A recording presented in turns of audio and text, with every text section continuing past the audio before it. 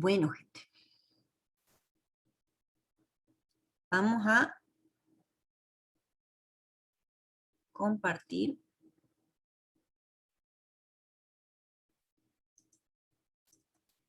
Bueno, entonces ya aprendieron a generar números aleatorios, ya aprendieron a aplicar los test de aleatoriedad, ya aprendieron, ¿sí?, cómo crear las marcas de clase y vimos algunas distribuciones, ¿sí? Ahora lo que vamos a hacer es ver las etapas que tiene un sistema cuando queremos aplicar simulación.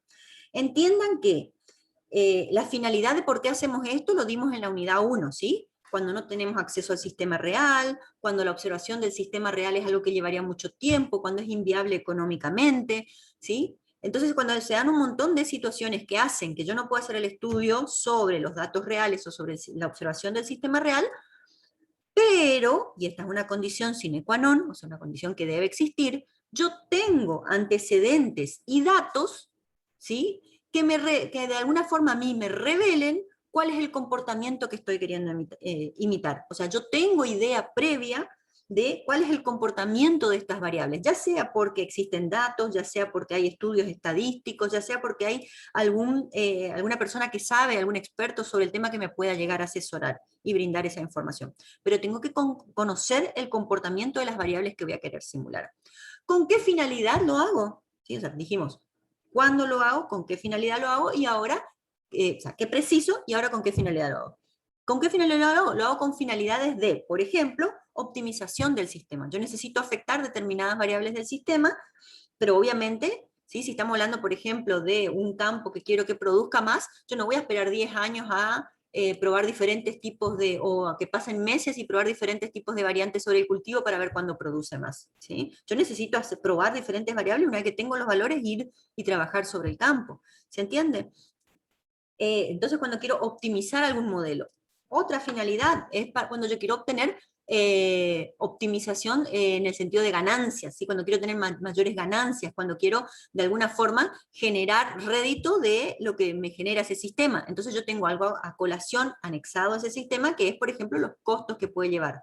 Entonces yo tengo el comportamiento del sistema y el comportamiento de los costos asociados a ese sistema, y de esa forma puedo ver cómo afectando diferentes variables puedo de alguna forma mejorar lo que es o gastar menos o ganar más de alguna forma afectando diferentes parámetros, ¿sí? Y la otra es la finalidad predictiva, ¿sí? O es decir, cuando yo necesito de alguna forma predecir qué podría llegar a pasar, porque necesito saber cuánto voy a necesitar de espacio de almacenamiento en mis almacenes, porque necesito de alguna forma saber cuántas vacunas tengo que comprar para poder vacunar a toda la población, porque necesito saber, ¿sí?, el comportamiento futuro de alguna determinada variable, o sea, qué va a pasar. Cuando hay incertidumbre, de alguna forma quiero trabajar con predicción. Entonces trabajo sobre el modelo y sobre el sistema, afectando diferentes variables y viendo a ver qué pasa si sucede algo, ¿sí? Todas esas son razones o motivos para los cuales voy a utilizar la simulación. Entonces, una vez que decidí que lo que mejor... Se dan cuenta que la metodología de simulación es algo muy propio de la parte de sistemas, de información y de informática, de sistemas de información en general y de informática en particular, pero es una rama de la informática que se ocupa en situaciones muy específicas, porque requiere esfuerzo previo y tiene una finalidad y un contexto de aplicación, ¿sí? Entonces no es que lo voy a hacer siempre. Y también es totalmente diferente a lo que ustedes venían viendo, porque los sistemas que siempre ustedes diseñaron generalmente eran para guardar datos, para controlar el comportamiento de algún tipo de sistema socioeconómico o de algún sistema productivo, pero por sobre todas las cosas era para poder generar informes y producir informes de qué es lo que está pasando en un momento dado, y en base a eso obviamente ayudar a tomar decisiones adecuadas. Eso es lo que ustedes estaban acostumbrados. Ahora estos son otros tipos de sistemas que tienen otro comportamiento, otra situación en donde van a ser aplicados y otra finalidad para lo cual se van a utilizar. Entonces, cuando decidimos que vamos a trabajar sobre un proyecto de simulación, lo primero que tenemos que hacer, obviamente, es tratar de entender el escenario, ¿sí? Vamos a analizar el problema, después vamos a determinar fuentes de información y de datos, vamos a construir el modelo, y ahora vamos a trabajar específicamente sobre cada una de estas etapas. Voy a tener una etapa de verificación y de validación de manera, ¿sí?, escalonada y evolutiva, que me va a llevar finalmente a mi sistema listo para ser funcional y utilizado. A partir de ahí voy a diseñar algunos experimentos, ¿sí?, una vez que yo ya sé que el sistema funciona, voy a analizar esos resultados y en base a eso voy a tomar algún tipo de decisión. Entonces, simular un sistema requiere de alguna forma experimentar con el sistema real y es costoso o imposible, ahí es donde vamos a aplicar la simulación. ¿Sí? Cuando ir sobre el sistema real, por ejemplo, trabajar sobre una represa, ¿sí? Sobre las cotas. Yo no voy a inundar todo para probar las cotas, ¿sí? Tengo que trabajar sobre simulación. Entonces es algo imposible de realizar, ¿sí? O cuando es algo muy costoso, ahí usamos los métodos de simulación. Cuando el estudio del sistema en amplios periodos de tiempo con la finalidad de obtener parámetros de variables aleatorias, o sea, como le decía en el caso de los modelos productivos, yo no puedo esperar muchos años que pase para ver cómo se comporta. Entonces, en base a estadísticas anteriores, analizo cómo se podría llegar a comportar el sistema, obviamente con parámetros que yo de alguna forma pueda manejar. Cuando hablábamos de sistemas cerrados y sistemas abiertos y de las variables abiertas o cerradas, también nos preocupábamos por qué partes del sistema vamos a poder de alguna forma tocar o modificar y cuáles no vamos a poder afectar, ¿sí? Pero obviamente que causan algún tipo de influencia sobre el comportamiento de mi sistema. Entonces las voy a tener que conocer y representar. Cuando no se puede interrumpir el modelo operacional actual, yo no voy a parar la fábrica para probar diferentes métodos productivos. La fábrica tiene que seguir fabricando, mientras yo voy a probar diferentes métodos productivos, ¿sí? Y obviamente cuando afecta la vida de las personas. Entonces, en todas estas situaciones son casos en donde sí hay que hacer simulación. ¿Qué debo hacer? ¿Sí? Primero, entonces, la formulación y la definición del sistema. Formular el problema a través de todo el proyecto. Definir, esto es importante, esto es una de las partes más importantes. Yo tengo que tener muy en claro el objetivo, la pregunta de análisis. ¿Por qué estoy haciendo el sistema? No me tengo que mover de ese foco, porque como ustedes van a estar representando un sistema real, y la realidad es tan multivariada y tan compleja, ustedes pueden terminar perdiéndose en la finalidad del proyecto, porque le empiezan a agregar cosas, le empiezan a meter cosas, ay, ¿qué pasa si hago esto? ¿Sí? Entonces, incluso el cliente puede llegar a perderse. Tienen que estar muy, muy, muy enfocados en el objetivo, en la pregunta a la cual quieren responder. Pueden ser varias preguntas, pero todas enfocadas a un objetivo en común, ¿sí? Entonces, definir bien el objetivo del estudio. Definir el sistema que vamos a estudiar, los alcances, ¿sí? Hasta qué parte dentro de la realidad va a ir abarcada dentro de mi simulación, los límites, los alcances, esto es muy, muy importante, qué conozco y qué no conozco, qué puedo llegar a meter como variable y qué puedo llegar a meter como valores constantes. Y obviamente después definir algún tipo de esquema o proceso que me identifique cómo va a trabajar mi sistema, mi simulación, ¿sí? Puede ser un diagrama de flujo, puede ser cualquier tipo de representación con la cual ustedes se sientan familiarizados, que de alguna forma defina cuáles son los procesos que van a intervenir dentro del proyecto. Entonces, tengo el problema, que lo tengo que identificar bien, cuál es el problema, cuál es la situación a ser analizada, los objetivos, las metas, estas van a ser las preguntas que voy a responder, el sistema, las limitaciones, qué sistema voy a analizar, qué parte de la realidad va a quedar dentro o fuera, y en base a eso, avanzar sobre el proyecto. El problema. Tengo que identificar qué me lleva o qué me moviliza a invertir tiempo, esfuerzo y dinero en hacer este proyecto, ¿sí? Puede ser tratar de evitar alguna amenaza, tratar de alguna forma de ver qué hace que incrementen los costos, puede ser que haya información de alguna manera que yo no puedo manejar o que no conozco y que quiero saber cómo prevenir que sucedan algunos eventos o cosas. El riesgo, las contradicciones, a veces cuando hay muchas variables que intervienen en un sistema real, uno por lógica piensa que, lo que debe estar pasando es esto. Y a veces cuando yo trabajo sobre el sistema y empiezo a tocar las variables y trabajo sobre dejar algunas variables constantes y algunas otras ir moviendo para ver qué sucede, me empiezo a dar cuenta de que no es tan así. No es tanto lo que uno a prima volta, lo que la primera vez uno ve y cree que está sucediendo. No, uno tiene que ver un poquitito más allá. Entonces puede haber cosas que al principio parece que suceden de una forma, pero a través de las relaciones que hay entre las variables nos damos cuenta que no es así. También podemos ver que se plantean un conjunto de síntomas que quiero analizar, o sea, yo no sé muy bien cuáles son las causas, pero de alguna forma tengo que determinar cuáles son esas alertas o esos focos rojos que son sobre los cuales me voy a focalizar en mi estudio, ¿sí? Ver esos síntomas que son los que me están preocupando y que quiero responder. A partir de ese primer análisis del problema, empiezo a definir lo que les dije que era muy importante, que es el objetivo de mi sistema, para qué estoy haciendo esta simulación. Y a partir de ahí voy a determinar cómo voy a poder resolver ese problema que me está preocupando. El objetivo no es conocer las causas del problema, sino de alguna forma identificar el comportamiento del mismo. orientarse siempre a responder, ¿sí? ¿Cuál es esa pregunta inicial que me planteo, ¿sí? El objetivo tiene que ir siempre a responder esa pregunta inicial.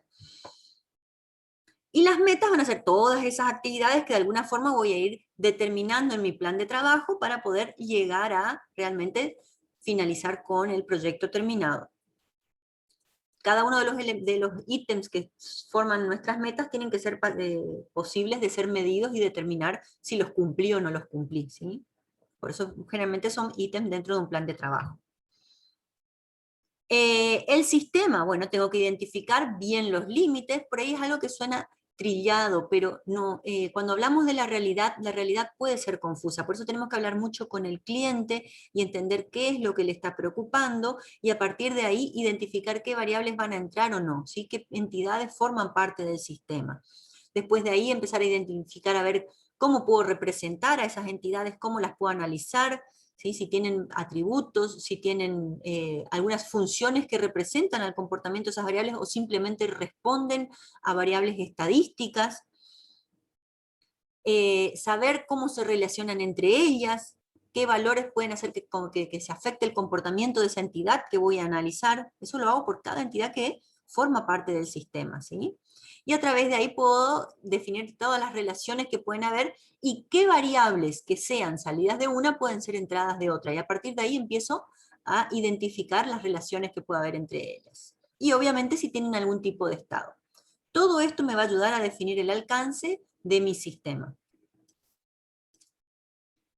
Es importante tener datos históricos o datos de los cuales me pueda valer para que pueda, ¿qué cosa? Saber el comportamiento de las variables. Yo voy a generar una muestra artificial, necesito saber a qué ajustarme. O sea, necesito saber el tipo de comportamiento que representa más, o la distribución que representa más a la variable que quiero estudiar. Entonces, de esa manera puedo saber qué variables son las que voy a generar aleatoriamente y cuáles son variables propias del sistema, y esas que voy a generar aleatoriamente necesito saber a qué distribución o a qué tipo de función se podrían ajustar de manera más adecuada.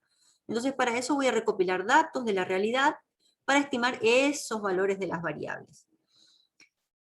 Bueno, tengo que definir cómo voy a recopilar información, si me voy a ir a datos históricos, si hay alguna base de datos, ¿sí? Qué datos se necesita y su relevancia.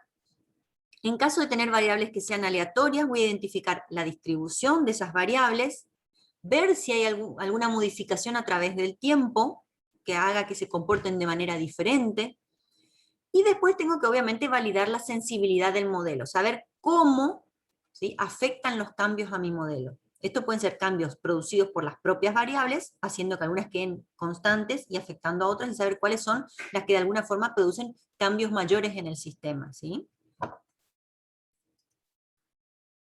Entonces, a través de esta idea de definir cuáles son las variantes, yo puedo saber de alguna forma a qué distribución, ¿sí? Haciendo un estudio estadístico, yo puedo llegar a ver de qué manera puedo encontrar la función o la distribución que se ajuste más a la representación de esas variables que quiero determinar, ¿sí? Ustedes vieron que ustedes ahora hicieron un acercamiento a lo que es el método de marca de clases, y en base a una distribución esperada, ustedes sacaron una distribución real o conseguida a través de de la muestra artificial generada. Y yo les pedí que ustedes de alguna forma correlacionen, hagan una correlación y vean. Y les dije que por lo menos en tendencia una se tiene que parecer a otra. Hay diferentes técnicas, ¿sí?, que de alguna forma llegan a determinar el error global que hay dentro de lo que se esperaba y lo que realmente se consiguió. Y hay algunas, y una de estas técnicas también apuntan, ¿sí?, que es la suma de los errores cuadrados, ¿sí?, la sumatoria de todos de la diferencia de los errores cometidos elevado al cuadrado. Eso me da un valor de error global, y a partir de ello puedo determinar el sesgo que tiene mi modelo, saber qué tan bueno o tanto error yo puedo llegar a aceptar que pueda llegar a tener mi simulación, ¿sí? Pero con que pasen los test de aleatoriedad y ustedes vean que en tendencia se acercan, por ahora vamos a estar contentos, ¿sí? Pero les comento que hay técnicas que de alguna forma determinan qué tanto me estoy acercando a esa distribución esperada, ¿sí? Bueno, a partir de ahí voy entonces a construir mi modelo. Esto significa, ya tengo analizado el problema, ya sé a dónde apunto, ya tengo las muestras que van a de alguna forma representar esa realidad que quiero analizar, y empiezo a construir el modelo. Y acá va a haber algunas entidades que van a tener valores que van a tomar de una base de datos, o que van a tomar de una tabla, otras entidades que van a medir su comportamiento en base a la relación que tienen, relaciones, ¿sí? Excluyentes, relaciones aditivas, relaciones, ¿sí? Que de alguna forma hacen que cuando una variable afecta a otra, esta aumenta o disminuye su valor, pueden ser directamente proporcional o inversamente proporcional. A partir de esas relaciones que yo establezco entre las entidades que conforman a mi sistema, ¿sí? Voy a ir construyendo mi modelo y generando esas entidades con sus valores, de dónde toman esos valores, y las relaciones que existen entre ellas. Entonces, a partir de ahí yo tengo entonces de esa abstracción, que va a ser una parte de la realidad que voy a representar a través de mi sistema, determinar qué elementos y qué variables van a estar, obviamente definir el nivel de detalle, hasta cuánto detalle. Ustedes saben que yo, si me voy a lo micro, micro, micro, puedo llegar a algo muy micro, y si me voy a lo macro, macro, macro, o sea, es infinitamente lo que puede crecer en todos sentidos mi sistema. Entonces, obviamente poner las limitaciones a todo esto, ¿sí? Hasta qué parte voy a profundizar con respecto al modelo. Tengo que encontrar el equilibrio perfecto entre tiempo, costo y resultados, ¿sí? Entonces, ¿cuánto tiempo le voy a dedicar a este proyecto? ¿Cuánto costo me lleva a mí hacer todo esto?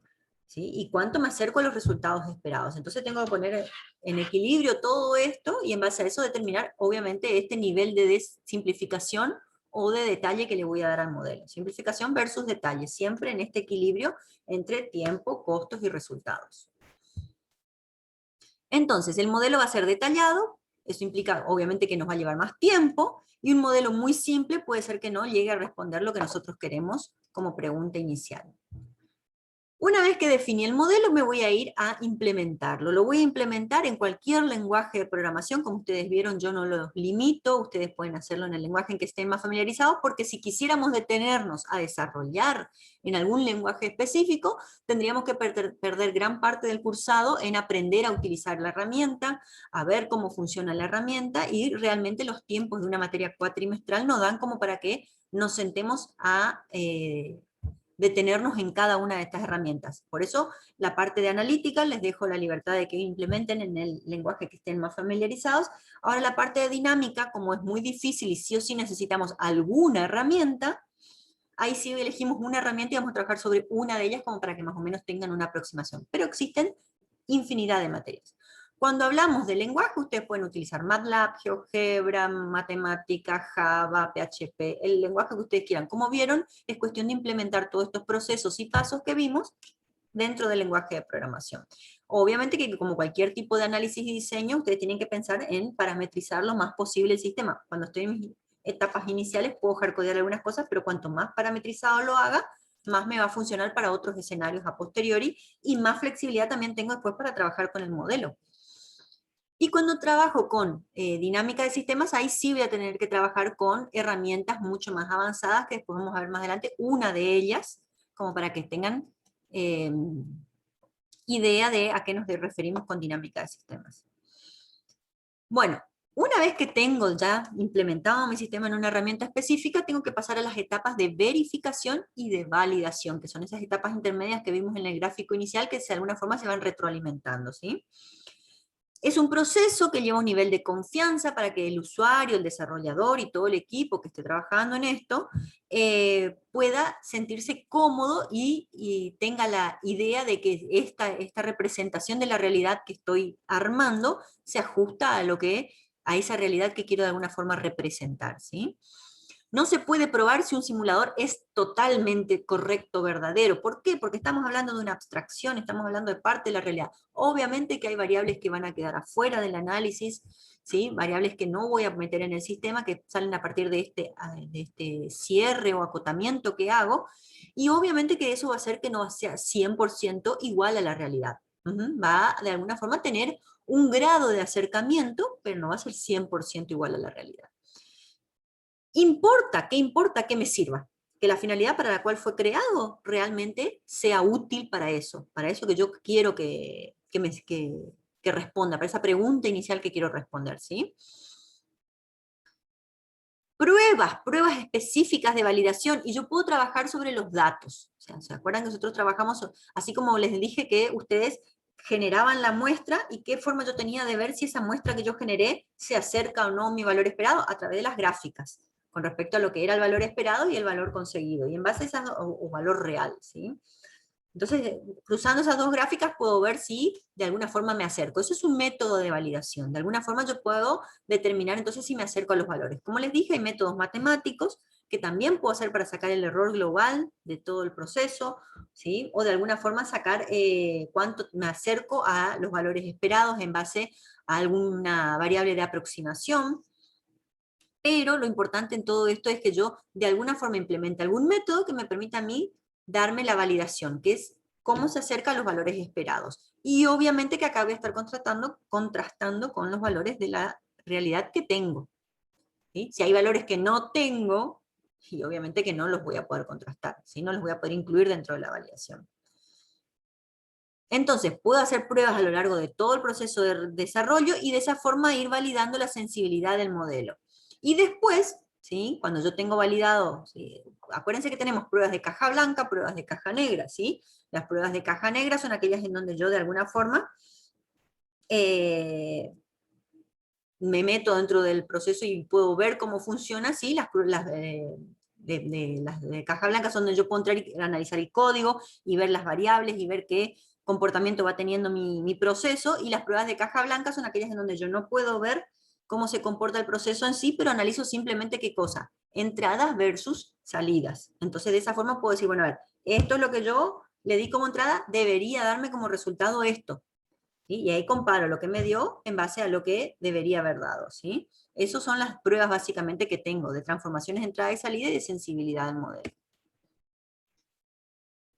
La verificación, bueno, entonces a partir de ahora yo puedo ver cómo mi modelo se acerca a lo realmente esperado, ¿sí? Yo puedo certificar que este modelo está correctamente construido, que los procesos se acercan a lo que yo estaba esperando que representen, que cumple con las especificaciones. Esto tiene mucho que ver si hay equipos de desarrollo en el medio, ¿sí? Si yo tengo alguien que trata con el cliente, que generalmente ustedes saben hoy por hoy, cada vez se tiende menos a esto de que el cliente esté separado del proceso de desarrollo. Casi todas las metodologías hacen que el cliente prácticamente esté metido dentro del equipo de desarrollo, pero si yo tengo a alguien que trabaja relevando los datos, alguien que trabaja sobre el diseño y el modelado, y alguien que programa, yo necesito saber que cada una de estas partes estén bien aceitadas entre sí. O sea, que lo que yo hice se ajusta a lo que me especificaron, me pidieron que yo haga, lo que me pidieron que yo haga se ajusta a lo que el cliente me pidió. Bueno, esa transversalidad que hay entre lo que solicitó el cliente y lo que el producto realmente representa, ¿sí? Entonces, eso obviamente que se recomienda que se haga no al final cuando ya está todo hecho, sino que se vaya haciendo un paso a paso, ¿sí? A través ya sea algún tipo de prototipado o de esquema incremental, ¿sí? Pero de alguna forma no esperar al momento final para ver que nos estamos yendo por el mal camino y no representa lo que el cliente quiere, ¿sí? Y la validación sí es contra los datos empíricos, contra lo que yo tengo, y a partir de lo cual creé las simulaciones y creé los ajustes de las variables, ¿sí? Entonces, ver que de alguna forma se acercan los datos que me dio el cliente o que me dio el experto también, porque a veces no tengo muchos datos, pero sí tengo gráficas o tengo los valores esperados según lo que me indica el experto. El experto me dice, mira, si vos le tiras tal y tal producto al cultivo, va a crecer con un factor de crecimiento del doble de lo que crece naturalmente. Bueno, todo eso me lo dice el experto, todo eso voy volcando y todo eso se tiene que representar después en la validación de mi modelo, ¿sí? Y obviamente que todo es una hipótesis inicial que yo presento, a partir de la cual desarrollo el modelo y tengo que validarlo. Supongamos que ya está tipicucú, cerrado, le pusimos un moñito a nuestro proyecto, ya sabemos que este modelo se parece a lo que realmente el cliente quería y se parece a lo que el experto y los datos me dijeron que debería ser. Entonces ahora empieza la parte divertida, digamos, del modelo, que es cuando empiezo a experimentar. Bueno, este modelo ya representa el modelo productivo de mi empresa y yo quiero saber cómo hago para disminuir costos y ganar más plata. Bueno, entonces ahora empiezo a experimentar con el modelo. Una vez validado el modelo, entonces empiezo a experimentar y empiezo a ver qué variables puedo empezar a tocar para, de alguna forma, ver, de responder esta pregunta inicial o de lograr los objetivos del sistema, ¿sí? ahí yo empiezo a decir, bueno, ¿qué pasa si aumento la inversión? Ah, no, pero si aumenta la inversión, yo tengo que ganar más plata si estoy poniendo más plata, tengo que ganar más plata. Y ese aumento debería ser exponencial. Si yo pongo una X cantidad de dinero y se supone que la fábrica le da valor agregado a mi producto, debería estar ganando por lo menos el doble de la plata que metí inicialmente. Eso pregunta el cliente. Bueno, a ver, probemos. Imaginemos que usted está invirtiendo. ¿Y qué pasa? De repente, mi modelo productivo está acotado por los límites de espacio en el depósito, está acotado por la productividad de la mano de obra, está acotado por un montón de otras variables que forman parte del modelo, y yo digo, mira, vos por más que ponga más plata, vas a ganar más hasta este punto, hasta este límite de inversión, y a partir de acá, ya tus depósitos te van a empezar a quedar chicos, tu productividad, tu mano de obra no va a alcanzar, ¿sí? Entonces, por más plata que vos pongas, acá no vas a ganar más, ¿sí? Y ahí empiezan las preguntas del cliente. Bueno, a ver, entonces, ¿cómo puedo mejorar el modelo? Si ya viste que acá están mis limitantes, bueno, probemos a ver qué pasa si aumento la inversión en el depósito, por ejemplo, y pongo más depósitos. Bueno, y así voy jugando con las variables de mi modelo. Dejo constantes algunas variables y empiezo a mover otras a ver la sensibilidad del modelo. ¿Cuáles son aquellas variables? Ah, mira, capaz que vos no tenés que invertir tanta plata acá en la producción de la empresa, sino, mira, ¿a vos cuánto te cuesta poner un depósito más? Te cuesta tanta plata. Mira, invertiste menos plata aumentando la capacidad de tus depósitos y ganaste muchísimo más que lo que hubieses ganado si invertías sin aumentar la capacidad de tu depósito. Ah, mira vos, entonces me conviene, obviamente, invertir en aumentar la capacidad de mi depósito, porque yo sé que por más plata que meta acá ya no va a mejorar, y mejorando un poquitito acá, ¿sí? Me surge el ejemplo de redes, cuando yo les digo que ustedes tienen transmitir entre dos antenas, ¿sí? Entonces ustedes dicen, bueno, si tengo que transmitir entre dos antenas, sí, yo muevo un poquitito, si yo tengo una antena a la altura de la Tierra y tengo la otra a una altura de, por ejemplo, 100 metros, ¿sí? Y tengo una distancia X. ¿Qué pasa si yo aumento un poquitito la altura de la receptora? Con aumentar un poquitito la altura de la receptora, yo estoy aumentando casi a la mitad la altura de la emisora, siempre manteniendo la misma distancia. Bueno, esas cuestiones que se hacen simulando situaciones a través de los cálculos, bueno, entonces por ahí a mí me conviene mucho más levantar 10 metros la antena receptora y bajo 50 metros la emisora, manteniendo la misma distancia. O sea, en plata, en inversión, me conviene mucho más. ¿Se entiende? Entonces, bueno, jugar con esas variables y ver qué pasa si dejo fijo un parámetro y empiezo a jugar con los otros, a ver cómo afecta eso a mi modelo. Y ahí empiezo a identificar lo que es la sensibilidad de las variables al modelo, ¿sí? O del modelo a las variables. La sensibilidad del modelo al comportamiento cambio en las variables. Bueno, y ahí empieza obviamente la planificación estratégica, se relaciona en cómo diseñar y cómo experimentar con el modelo. Siempre enfoco el objetivo de la pregunta, ¿sí? La pregunta a la cual quiero responder. A partir de ahí yo empiezo a decir, bueno, voy a reducir el número de pruebas o experimentos que voy a hacer, ¿sí? Voy a proporcionar una estructura para ese proceso, ¿sí? Del investigador, del que está trabajando, del que está experimentando. Tengo que saber bien los objetivos, combinar los valores de los parámetros, qué valores voy a empezar a mover, a tocar, a jugar. Explicar la relación entre las variables de interés y las variables que son controlables, ¿sí? Ver que yo puedo llegar a modificar o no el modelo. Otros valores como el clima de repente van a ser datos que voy a sacar de una tabla estática, pero yo no voy a poder afectar el clima, ¿sí? Tal vez en un futuro sí, pero por ahora no. Entonces, bueno, ¿sí? Ver eso de las variables que son controlables o no. Y la experimentación que me va a ayudar a mí a conocer el sistema, ¿sí? Materia de mi simulación. Entender, obviamente, cómo funciona mejor y cómo optimizar esos valores.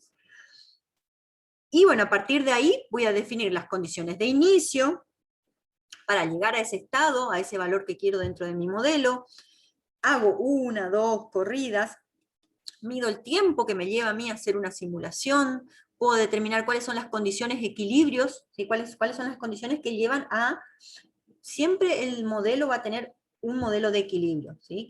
Como les dije hoy, por más plata que por más plata que yo le meta, obviamente que va a llegar un punto en que no va a producir más. No es porque yo meta plata dentro de mi modelo, él va a tener una producción enorme y va a ganar un montón de plata. Siempre va a haber equilibrio, va a haber limitantes al modelo, ya sea por la cantidad de depósitos, por la mano de obra, ¿sí? Y ahí pueden empezar a surgir preguntas y pueden empezar a tocarse variables, pero siempre va a haber algún punto de equilibrio. Nada va a crecer indefinidamente, ¿sí? O va a desvanecerse así de la nada, ¿sí?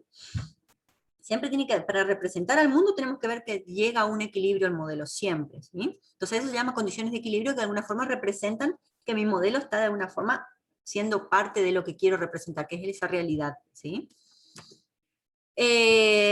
La necesidad de reducir la variancia de la respuesta, debido a que se requiere minimizar el tamaño de la muestra requerida, o sea, tratar siempre de optimizar las variables con las cuales voy a trabajar en mi modelo, ¿sí? Menor cantidad de corridas, menor cantidad de variables, y todo esto me va a mí de alguna forma optimizar el tiempo que voy a invertir y obviamente también el análisis después de los datos, ¿sí? Y a partir de ahí empezar a recomendar algunas corridas que inicialmente hice para ver y ajustar el modelo, pero que no las voy a considerar para el análisis final. Y por último, sí, la interpretación de todos los resultados. Y por ahí ustedes se sienten tentados a decirme, pero profe, yo cuando hago un sistema, yo hago el sistema, lo valido y le doy al usuario y que el usuario use. O sea, todo esto que usted me dice después de correr el modelo, de probarlo, de interpretar los resultados, no lo hace el usuario solo. Y es difícil, gente. En estos proyectos es muy difícil que el usuario lo haga solo totalmente, ¿sí?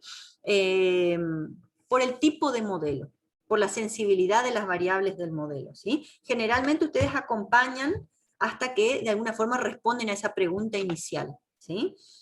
Son proyectos mucho más asistidos, son equipos interdisciplinarios, es muy difícil que, porque de alguna forma van a ir variando el comportamiento, el ajuste de las variables, es muy difícil de que ustedes le dejen el sistema al cliente solo y que después el cliente juegue con el sistema. Ya no doy fe de que lo que él haga después toqueteando responda realmente a la realidad o se ajuste a la realidad, ¿se entiende? Entonces son modelos más asistidos y más acompañados. Generalmente el profesional está hasta la parte final, ¿sí? En donde hace la interpretación. Después, qué haga con los resultados del cliente, obviamente ya es cosa del cliente, ¿no? Pero generalmente son modelos mucho más asistidos. Y después está la documentación, que yo sé que es la parte que como profesionales generalmente no nos gusta, pero les puedo asegurar que cuando son equipos interdisciplinarios, cuando hay mucha gente involucrada, cuando hay gente que se va y viene del proyecto, estas cosas sirven. Un mínimo de documentación siempre es necesario, y especialmente en la parte de validación. O sea, cuando ustedes dicen, bueno, esto realmente funciona, ¿por qué funciona? Porque hice estas pruebas, porque tomé estos datos históricos, porque crucé estas variables. O sea, la parte de validación que realmente dice que su sistema funciona y por qué ustedes dicen que funcionan es muy importante. Documentar cuántas corridas hice, con qué variables fui tocando y logré esos resultados, qué variables son las que representan el modelo en equilibrio, ¿sí? Todo eso tengo que tener muy documentado, porque es lo que le da la validez a mi modelo, es mi respaldo. Se relaciona al proceso de desarrollo, a la operación, a la implantación y ayuda al modelador a reconocer sus propios errores y mejorar obviamente después para siguientes proyectos. Como todo, ¿sí? La práctica hace al maestro. A medida que yo voy avanzando y voy teniendo más experiencia trabajando en diferentes modelos, hay cosas que van a salir casi naturalmente. Una vez que está totalmente cerrado el modelo, ¿sí? Ya está, hasta la parte en donde yo digo, bueno, estos son los resultados que larga, estas son las variables de ajuste, esto es lo que se puede hacer y no se puede hacer, ahí sí yo ya le puedo dejar al cliente que juegue, pero con esos parámetros o esas variables. Si después él quiere mejoras o cambios, me vuelve a llamar, ¿sí? Pero a partir de ahí puede jugar con el sistema y responder a sus preguntas, ¿sí? Todo esto tiene que ver con lo que son las diferentes etapas de la simulación, ¿sí? Ahora vamos a avanzar un poquitito más con ejemplos. ¿Hasta acá alguna duda o pregunta? ¿Venimos bien? ¿Ya nos dormimos? Por ahora ninguna duda. Bueno, lo que voy a hacer ahora, gente, es abrir una presentación en donde tengo el paso a paso de los dos tipos de distribuciones que vimos, ¿sí? Cómo se aplica el método de marcas de clase a cada una de esas distribuciones. Vamos a ver un Excel si les ayuda. Y después podríamos ver los temas asignados, ¿sí? A ver si se les... Porque los temas asignados a ustedes, gente, son temas que por ahí después nosotros le vamos a tener que dar una vuelta de rosca para cerrar el proyecto realmente. Lo único que yo les di hasta el momento a cada uno de ustedes es el escenario, ¿sí? Con las variables y las distribuciones, pero a partir de ahí capaz que le vamos a dar una vuelta de rosca extra para que se ajuste a lo que es toda la cadena del proyecto, ¿sí? Bueno. ¿Ahí están viendo la presentación? Sí, Sí, profe. armado del proyecto y simulaciones. Muy bien. Entonces, la finalidad que ustedes tienen que hacer cuando empiezan sobre el análisis de la variable, ¿sí? De las variables que van a hacer al comportamiento de su sistema, ¿sí? Es interpretar a qué tipo de distribución se asemejan. Para eso yo hago un análisis funcional, un análisis de gráfico, un análisis estadístico, cualquiera de ellos que me lleve a mí a identificar el comportamiento de ese tipo de distribuciones. Y también el análisis cruzado de las funciones me puede llegar a determinar las relaciones que hay entre las variables. De esta manera, entonces yo puedo llegar a determinar si la variable que voy a simular es una variable de tipo discreta o es una variable de tipo continua, y cómo voy a hacer para ajustar esto a una muestra artificial. Lo que hago es ir a mi escenario, ¿sí? Ver de dónde vienen las variables, ver de dónde voy a poder tomar los valores, y de alguna forma obtener, ¿sí?, algún tipo de dato que me ayude a mí a ajustar mi muestra artificial a ese conjunto de datos que quiero simular. Primero, entonces, como vimos en la metodología, para aplicar un modelo de simulación debemos estudiar el problema y definir el alcance. Estudiar el problema implica entenderlo, definir el objetivo y la pregunta inicial. ¿De dónde puedo ir? Gente, van a leer papers, van a buscar bibliografía. Yo siempre digo que el informático termina de alguna forma aprendiendo un montón de las ramas en las cuales va a aplicar. Hay veces en que no es necesario que nosotros seamos expertos, pero sí tenemos que conocer mucho del ambiente en donde se va a aplicar. Siempre dicen que si ustedes son arquitectos y se casan con, por ejemplo, médicos, terminan siendo un poquito médicos y el médico termina siendo un poquito arquitecto. Bueno, acá ustedes como informáticos, cuando se van a trabajar en un proyecto de alguna otra disciplina, siempre terminan aprendiendo un poquito de esa otra disciplina, y esa disciplina se termina llevando un poco de la informática de ustedes, ¿sí? Es así, es una relación dialéctica en donde constantemente estamos dando, entregando y recibiendo, y esa es la idea, que ustedes puedan de alguna forma entender el entorno, por lo cual van a ir a la bibliografía, van a hablar con los expertos, van a analizar documentaciones y datos, van a tener acceso, y por ahí es una etapa en donde realmente tienen que ser movidos por la curiosidad, y tal vez no es tan divertida como ponernos a programar o ponernos a trabajar sobre la herramienta, pero es una etapa muy necesaria, que es la etapa en que nos lleva a la comprensión del problema. Definimos el límite, las variables, ¿sí? Y decidimos si vamos a trabajar con variables discretas, con variables continuas. Según el problema, vamos a definir si se ajusta más a un modelo analítico, a un modelo de dinámica de sistemas, o a un modelado de agentes, ¿sí? A ver, ¿con cuál modelo voy a parecerme más a lo que quiero representar? ¿Cuál de las estrategias podría ser la mejor? Entonces de ahí voy a recolectar la información, voy a ir a la bibliografía, voy a hacer indagación, ¿sí? Voy a trabajar a veces con los expertos, esa es la parte más difícil, ¿sí? Cuando te quieran las personas, y sacar de alguna forma, elicitar todo de las personas, de sacarle estas ideas, esta información y estos conocimientos, y a partir de ahí voy a tener que de alguna forma determinar los datos estadísticos que representen al problema que quiero analizar. Una vez entendido el problema y analizado en profundidad, cuando hablamos del método analítico, que es lo que ustedes están viendo ahora, ¿sí? Ya debo conocer las variables que tiene el modelo, ¿sí? Una vez que yo ya decidí que voy a utilizar el método analítico, ya conozco cuáles son las variables que están dentro de mi modelo, defino el objetivo del proyecto y voy a representar el comportamiento de las variables. Para proceder al diseño de las mismas, voy a determinar qué tipo de distribución es la que responde a ese problema, y en base a esto voy a definir, según el modelo matemático, cuál las va a representar mejor, ya sean discretas o continuas. Pueden existir fórmulas técnicas que se incorporen al modelo relacionando las variables según las recomendaciones de los expertos, o los papers o libros que yo lea e indague. Una vez definido el modelo matemático, puedo aplicar directamente sobre la generación de las variables y convertirlas a esas variables en muestras artificiales. Entonces tengo que definir, bueno, de todo el conjunto de distribuciones que vi, cuál es la que se ajusta más al comportamiento de las variables en estudio. ¿Sí? Acá ustedes tienen las diferentes distribuciones, hay otras más, las características, cuándo se aplicaría una y otra, acá tienen, ¿sí?, las limitaciones y el tipo de función que representa a cada una de las distribuciones. Luego de generadas las variables, tengo que determinar la aleatoriedad de la misma, puedo ver a ver si mi generador es bueno o no, a través del método del test, por ejemplo, del chi cuadrado. Lo que hago es tomar esas variables una vez que veo que son buenas y generar mi muestra artificial mediante el método de marcas de clase.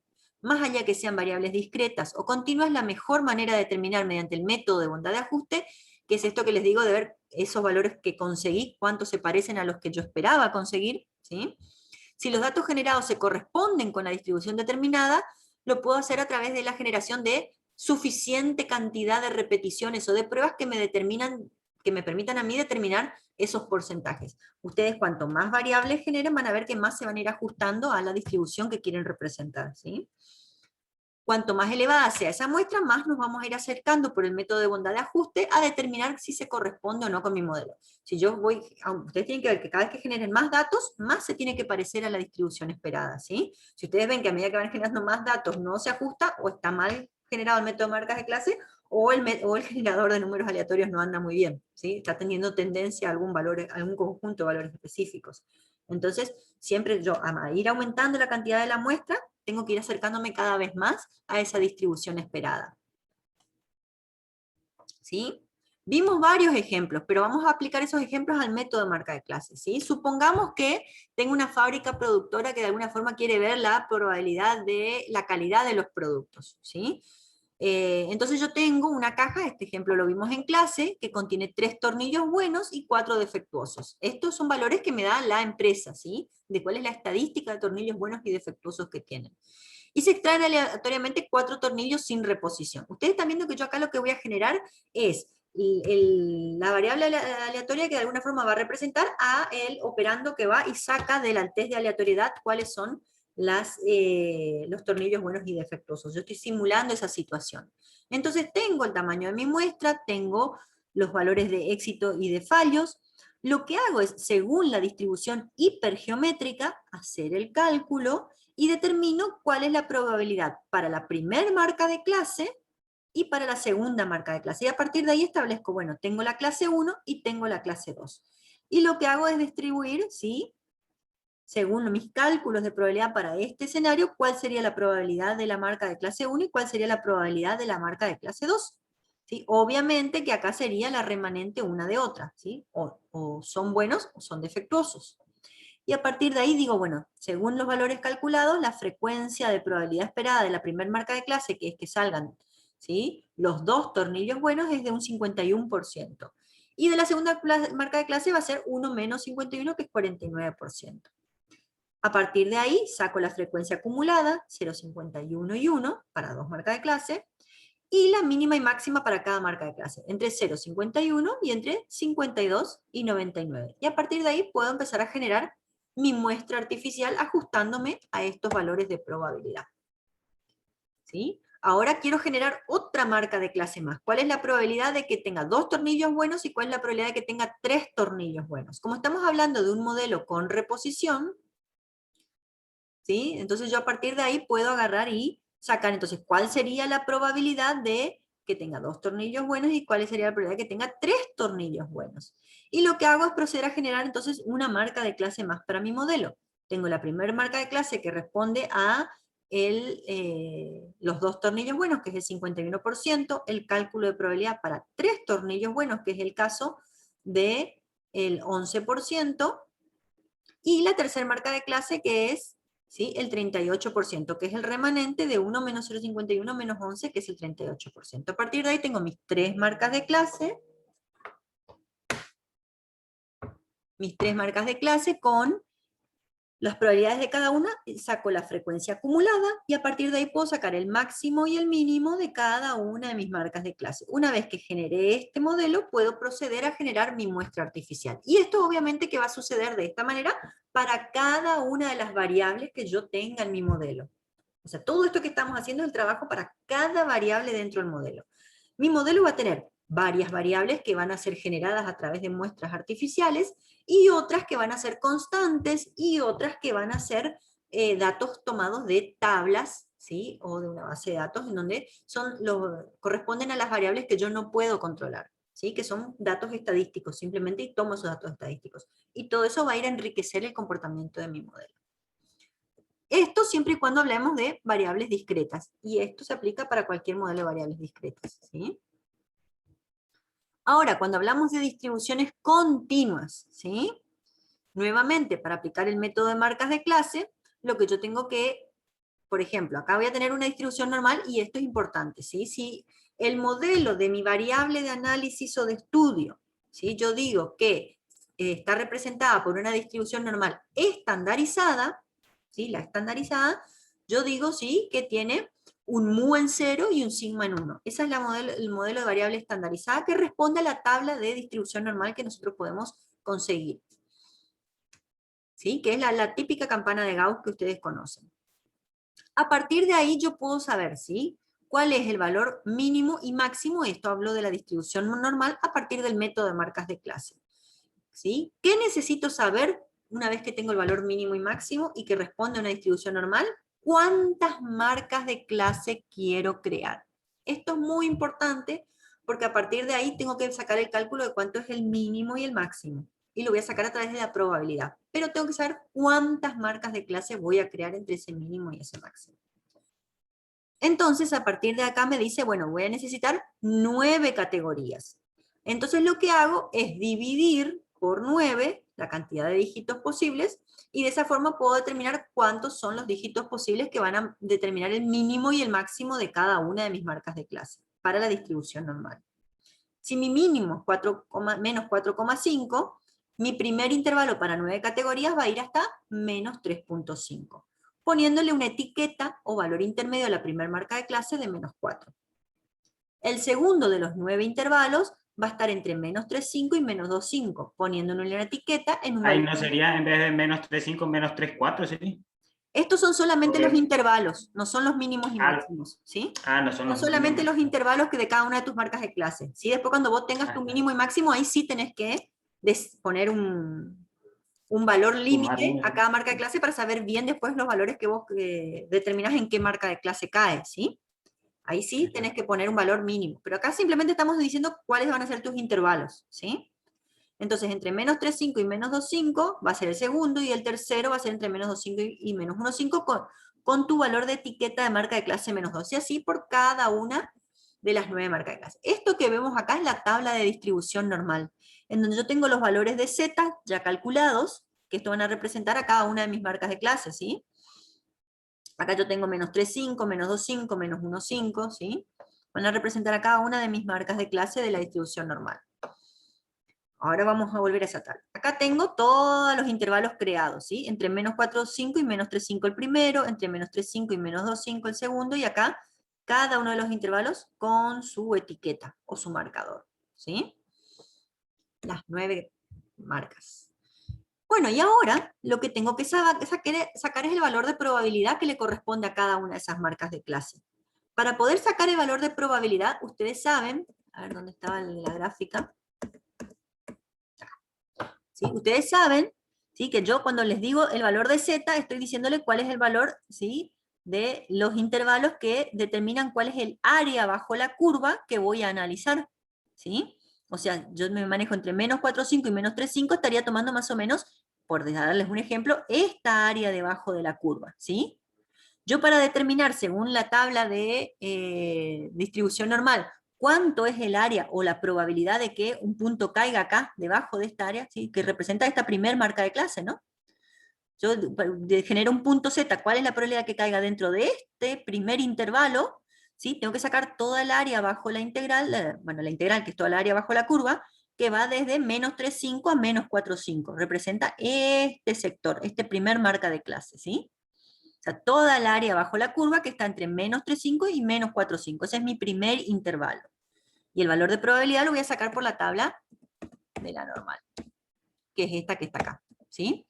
Entonces, ¿sí?, yo digo, ¿cuál es el valor de mi primer marca de clase? Entre menos 4 y menos 3,5. Tengo Z, que va a ser igual a X menos mu dividido sigma, ¿sí? Acá, para nosotros, mu vale 0 y sigma vale 1. Eso es porque son los valores de la distribución normal estandarizada. Mu vale 0 y sigma vale 1, ¿sí? Son los valores de la normal estandarizada. Entonces, haciendo X menos sigma, menos mu dividido sigma, me da menos 3,5. Y lo que hago entonces es venir a mi tabla de distribución normal y busco, ¿sí?, menos 3,5. Y menos 3,5 me da 0.002. Esa es la probabilidad que hay de que un punto caiga en el área bajo la curva entre menos 4,5 y menos 3,5. ¿Sí? Esa es la probabilidad de este valor. Les muestro. Acá. ¿Sí? Entonces, según tabla me dice 0.0002, ¿sí? Como es el primer intervalo y no tengo otro intervalo antes, esa es la probabilidad completa, porque representa el primer intervalo, ¿sí? Tendría que hacer suma o restas de área si hubiesen más intervalos, ¿sí? Que eso lo vamos a ver ahora con el ejemplo del siguiente intervalo. En este ejemplo no es necesario realizar la resta, ya que el área es la misma que representa la tabla. Entonces el primer intervalo, que va entre menos 4,5 y menos 3,5, es 0,02%, ¿sí? O 0.0002. Que sería este primer pedacito, ¿sí? Ahí están los 9 intervalos, y ahí está ahora les muestro de dónde salió esta gráfica, ¿sí? Bueno, a ver, menos 3,5, bueno, acá ahora vamos al segundo intervalo, entre menos 3,5 y menos 2,5. ¿Sí? El segundo intervalo, si nosotros venimos acá a la tablita, es este, entre menos 3,5 y menos 2,5. Vamos al segundo intervalo. Acá. Entonces vuelvo a la misma fórmula, x menos mu dividido sigma, ¿sí? Menos 2,5 menos 0 dividido 1 me da menos 2,5. Voy a la tablita de distribución normal y ojo al piojo, ¿sí? Menos 2,5 me da 0.0062, ¿sí? Me da este valor que está acá, 0.062. ¿Qué es este 0.062? ¿Dónde está la gráfica? Puedo mostrarles acá, y si no... Me gusta esa que tiene las barritas, ahí se ve bien, esta. Ese menos 0.062 es todo entre menos 2,5 y 0. O sea, es todo el área acá, bajo la curva, o sea, representaría a esta probabilidad y a esta probabilidad. O sea, es toda esta área bajo la curva. Ese es el 0.062. Entonces, para que me represente solo el segundo intervalo, solo este pedacito que está acá, lo que tengo que hacer es restarle este que calculé anteriormente, ¿sí? Que era 0.002. Entonces 0.0062 menos 0.0002 me va a dar 0.06. ¿Sí?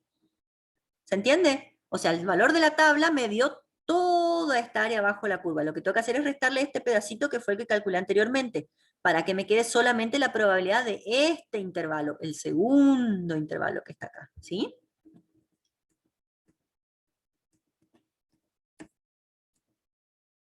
Entonces ese es el segundo paso que dice acá, ¿sí? Tengo que hacer la resta de áreas para encontrar la probabilidad deseada. Entonces 0.0062, que fue lo que me dio la tabla, le resto el 0.002, para que de esa forma me dé 0. Esto no es por eje, es igual a 0.006, ¿sí? Que representa un 0,6%. Entonces la probabilidad de que un punto caiga en ese intervalo entre menos 3,5 y menos 2,5 es de 0.6%. Y de esa forma lo hago para cada uno de los intervalos, ¿sí? Después procedo de la misma forma para el tercer intervalo, de la misma forma para el cuarto intervalo, y así voy sacando cuánto es la probabilidad para cada uno de los intervalos. Una vez que saqué la frecuencia, y esto aplica para cualquier distribución normal que esté dividida en 9 intervalos, voy a tener la frecuencia de cada una de las probabilidades de cada uno de los intervalos. Después de eso saco la acumulada, y una vez que tengo la acumulada, puedo sacar el mínimo y el máximo de cada marca de clase. Y a partir de ahí puedo generar la distribución para que se ajuste. Les voy a mostrar.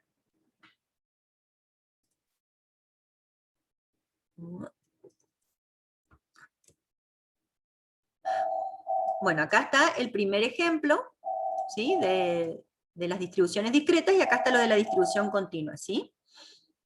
Acá está cada uno de los intervalos, de los 9 intervalos, acá está el valor medio, ¿sí? Y acá está el valor de la frecuencia, ¿sí? Yo acá les puse el cálculo, abajo, a ver. Acá les puse el cálculo, ¿ven? ¿Sí?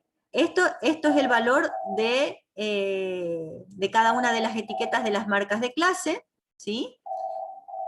Este es el valor de la tabla normal, 0.02, 0.62 para cada una de las marcas de clase. Yo les mostré las dos primeras, ¿sí? Acá ustedes tienen para cada una de las marcas de clase, ¿ven? ¿Sí? Y acá lo que tienen es la diferencia. Lo que les quiero mostrar es que como esto es una distribución normal, por eso me detuve acá un ratito, ¿sí? Es que hasta la mitad, ¿sí? La probabilidad va aumentando, ¿sí? Es hasta el punto más alto, ¿sí? A partir de ahí, ¿sí? A partir de ahí, que es el punto más alto, el quinto intervalo, que está acá, ¿sí? Lo que sucede, como es una distribución normal con mu 0 y sigma 1, es que lo que tenemos para el otro lado es exactamente lo mismo, pero al revés. ¿Ven?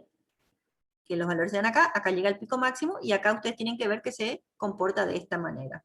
¿Sí? Si a ustedes les sirve, yo no sé si subí, y si no les subo esta planillita, no hay problema, de ahí saqué la gráfica, y acá están los cálculos que les comentaba recién. ¿Sí? Que como ustedes verán, ahí tienen la diferencia, ¿sí? Entre la probabilidad anterior, ¿ven? Y la probabilidad que le da la tabla, ¿sí? La diferencia entre la probabilidad anterior y la probabilidad que le da la tabla, ¿sí? Y de esa forma ven cómo van logrando los valores. ¿Ok? Esto es lo mismo que les expliqué recién con los dos primeros intervalos, pero para todos los intervalos junto con la gráfica. Bueno, y la única variante con la que se pueden llegar a encontrar, volvemos a la presentación, es cuando no es una distribución 100% normal. ¿Sí? Cuando no es el sigma en 0 y, perdón, mu en 0 y sigma en 1. ¿Sí? Cuando no es una distribución normal, centrada en que la que más probabilidad tiene es el intervalo medio. ¿Sí? Con una media y una variancia armónicas y normalmente distribuidas. ¿Sí? Entonces, cuando la campana de Gauss no es tan perfecta y tenemos variantes, lo único que tienen que modificar en el cálculo de ustedes es el cálculo de z. Vieron que acá anteriormente nosotros decíamos z es igual a x menos mu dividido sigma. ¿Sí? Y en base a eso sacaba cuánto era z y qué z tenía que ir a buscar en la tabla de distribución normal. Lo único que tienen que cambiar es este cálculo de z. ¿Sí? Teniendo en cuenta los valores de mu y sigma que representan más a la distribución que ustedes quieren representar, ¿sí? Entonces lo que hacen es para cada una de las marcas de clase calcular, ¿sí? El valor que corresponda, ¿ok? Siempre teniendo en cuenta que ustedes acá pueden reemplazar los valores de mu y sigma, ¿sí? Bueno, gente. Una vez verificados estos datos, se procede a refinar y completar el modelo, generando las relaciones con las demás variables del mismo, de manera tal que se apunte a responder el objetivo del proyecto. ¿Sí? De esta forma, entonces yo voy a tener... Obviamente que ustedes dicen, bueno, pero no terminó el trabajo solamente con generar las variables. No, ahí recién generé las variables que van a representar al comportamiento de la muestra artificial en mi modelo. Después en mi modelo yo tengo que ver cómo se relacionan las demás variables y generar esa integración total del modelo. ¿Sí? Lo voy a tener que programar de alguna manera dentro de mi modelo analítico esas relaciones entre las variables para que se pueda a través de la muestra artificial ir haciendo que varíen los resultados y que me muestre cuánto podría llegar a afectar al comportamiento de mi modelo completo. ¿Sí? Entonces, debo determinar el método de marcas de clase que voy a utilizar a partir de la distribución que mejor se adapte a esa realidad, a esas variables que estoy estudiando, que estoy analizando y que quiero representar. Puedo sacar datos de expertos, de antecedentes de la empresa, de estudios, de bibliografía, ¿sí? Los expertos y demás fuentes son la justificación para seleccionar y definir cuál es la distribución que va a representar a las variables de la muestra artificial que voy a generar. Y son además los datos con los que voy a poder validar después mi modelo, que es lo que le dije que era muy importante documentar también. Y poder verificar si el modelo a partir de esa simulación, a través del método de bondad de ajuste, podría de alguna forma ajustarse a lo que quiero representar. Y de esa forma poder determinar la sensibilidad de mi modelo. La sensibilidad del modelo lo determino, como les dije, a través del método de bondad de ajuste, que de alguna forma va a determinar cuánto yo me acerco a los valores de distribución esperado, y después también la sensibilidad del modelo a través de ver qué variables son las que más afectan al comportamiento de mi sistema, ¿sí? Dejando constantes unas y haciendo variar otras, y de esa forma, ¿sí? Entonces, primero dejo constante todas las variables del modelo y juego con hacer variar una. Después dejo todas constantes y juego a hacer variar otra. Y de esa forma veo cuáles son las que causan mayor impacto en mi modelo, ¿sí? Bueno, gente, ¿se entendió? ¿Alguna duda o pregunta?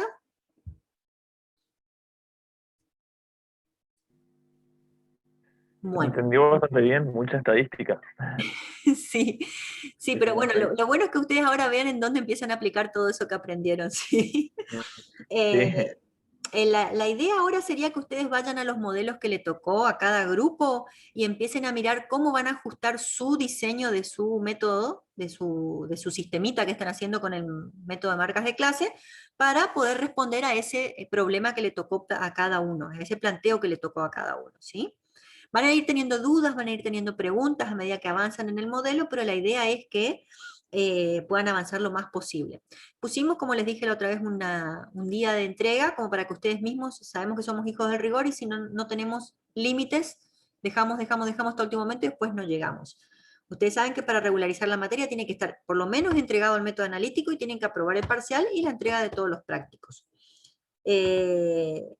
Si ustedes terminan también el modelo de dinámica de sistema, que es lo que vamos a ver ahora en la segunda etapa del cuatrimestre, promocionan la materia. Y si no, ese modelo de dinámica de sistema queda para ser defendido después en una mesa final. Si alguno queda libre porque no llega a cumplimentar, va a tener que hacer todo en la mesa final, presentar el modelo analítico, el de dinámica y rendir el parcial, si es que no aprobó. ¿Ok? Así que bueno, la semana que viene vamos a empezar ya con tema nuevo. Lo ideal sería que ustedes empiecen a mirar su modelo, y si tienen dudas o preguntas aprovechen tanto las clases conmigo como Martín. Y por favor no tengan miedo, gente, de preguntar. Yo sé que por ahí se sienten más cómodos con Martín y para eso está el auxiliar de cátedra, pero no tengan miedo de preguntar. Muéstrenme el modelo, díganme, profe, estoy haciendo esto, quiero mostrarle, tengo esta duda, por favor pregunten, ¿sí? Para eso estamos nosotros, para que ustedes se saquen todas las dudas. No me acuerdo si fue Cuna o Pío que me dijeron una vez, pregúntame ahora que soy tu profesor, porque después cuando seas mi colega te voy a cobrar. Bueno, algo así más o menos, ¿sí? Aprovechen y pregunten ahora, ¿sí? Pregunten ahora, que para eso estamos los profes, para que se saquen todas las dudas y para que entiendan el modelo, ¿sí? Yo les voy a subir esta planillita de Excel, que creo que no está en el aula, y con eso pueden avanzar. Les voy a pedir por favor que avancen lo más posible. La semana que viene les voy a publicar una guía de preguntas para la teoría, y vamos a ver tema nuevo, que es la introducción a lo que es dinámica de sistemas, porque ya nos queda un mes y medio para la segunda parte de la materia, así que tenemos que aprovecharla al máximo, ¿ok? buenísimo. Sí. Bueno, gente, cualquier duda o pregunta escriban, nos estamos viendo. Hasta luego. ¿El parcial cuándo va a ser? Y va a ser después de la otra semana. Tendría que ser... Vamos a ver cómo estamos. El miércoles 2 podría ser el parcial teórico, ¿sí? Yo les voy a publicar el cuestionario en el aula virtual y van a tener que entrar a hacer el cuestionario en el aula virtual. Van a tener poco tiempo, no muchas preguntas, pero todo múltiple choice. Lo que sí es súper variado, o sea, traten de estudiar, gente, realmente, porque tienen poco tiempo y son pocas preguntas y le va a tocar preguntas diferentes a todos, así que no especulen, traten de estudiar realmente, ¿sí? Si realmente fueron llevando la materia no es tan complicado tampoco, ¿sí? No son conceptos muy complicados. Pero tendría que ser para el 2 de julio el parcial, y después vemos fecha de recuperatorio, ¿ok? Bien, buenísimo. Nos vemos, gente. Hasta luego. Chau, chau. Vamos, profe.